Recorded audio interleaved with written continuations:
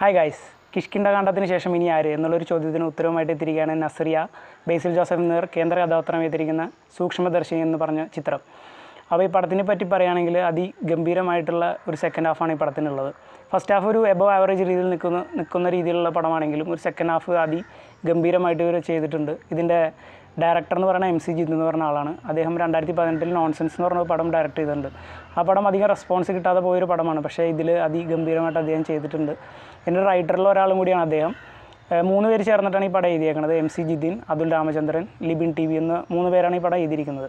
പിന്നെ editing, cinematography എല്ലാ രീതിയിലും അതിഗംഭീരമായിട്ട് നിൽക്കുന്ന ഒരു പടമായിട്ടാണ് എനിക്ക് ഫീൽ ചെയ്തത്. എഡിറ്റർ ചമൻ ചാക്കോ ആണ് ഇതിൻ്റെ എഡിറ്റർ.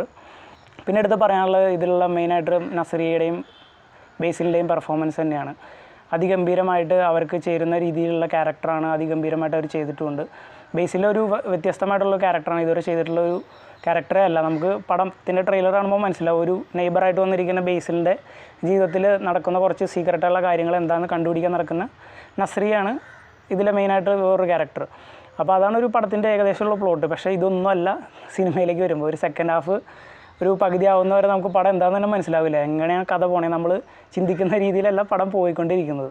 സെക്കൻഡ് ഹാഫ് ഒരു 20 മിനിറ്റ് കഴിയുമ്പോഴാണ് ഒരു ചെറിയൊരു ഹിൻഡ് നമുക്ക് കിട്ടുന്ന പടം എങ്ങനെയാണെന്നുള്ളത്.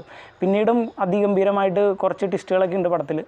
പലർക്കും പല അഭിപ്രായമായിരിക്കാം പടത്തിനെ പറ്റി. എനിക്കൊരു നല്ല ഫിലിമായിട്ടാണ് ഇതിനെ തോന്നിയത്. സെക്കൻഡ് ഹാഫ് പ്രത്യേകിച്ചും ടോപ്പ് ലെവലായിട്ടുള്ള മേക്കിംഗ് കൊണ്ട് പിടിച്ചു നിൽക്കുന്നു. അതിഗംഭീരമായിട്ടുള്ള ഫാസ്റ്റ് പേസ്ഡ് ആയിട്ടുള്ള സീൻസ് എല്ലാം തന്നെ ഈ പടത്തിലുണ്ട്. എല്ലാവർക്കും നല്ല എൻഗേജിങ് ആയിട്ടുള്ള രീതിയിലായിരിക്കും. ഒരു രോമാഞ്ചം ഉണ്ടാക്കുന്ന ടൈപ്പ് കുറേ സീനുകൾ ഇതിൽ സെക്കൻഡ് ഹാഫിലുണ്ട്. ഫസ്റ്റ് ഹാഫ് ഒരു എബവ് ആവറേജ് രീതിയിലാണ് പടം പോകുന്നതെങ്കിൽ സെക്കൻഡ് ഹാഫ് നല്ല കോമ്പൻസേറ്റ് ചെയ്യാനായിട്ട് നല്ല രീതിയിൽ അതിൻ്റെ കണക്ഷൻ എല്ലാം വന്ന് കാണിക്കുന്ന ടൈമിൽ നമുക്ക് തോന്നും. പിന്നെ എടുത്തു പറയാനുള്ള ഇതിൽ മെയിനായിട്ട് ചെയ്തിരിക്കുന്ന ബേസിലിൻ്റെ അമ്മയായിട്ട് അഭിനയിച്ചിരിക്കുന്ന മനോഹരി ജോയ് എന്ന് പറഞ്ഞ അമ്മജി, പുള്ളിക്കാരി മറ്റേ കെട്ടിയോളാണ് എൻ്റെ മലയാള സിഫലിയുടെ അമ്മയായിട്ട് അഭിനയിച്ചിരിക്കുന്ന മനോഹരി ജോയ് അതിഗംഭീരമായിട്ട് ഇതിൽ അഭിനയിച്ചിട്ടുണ്ട്.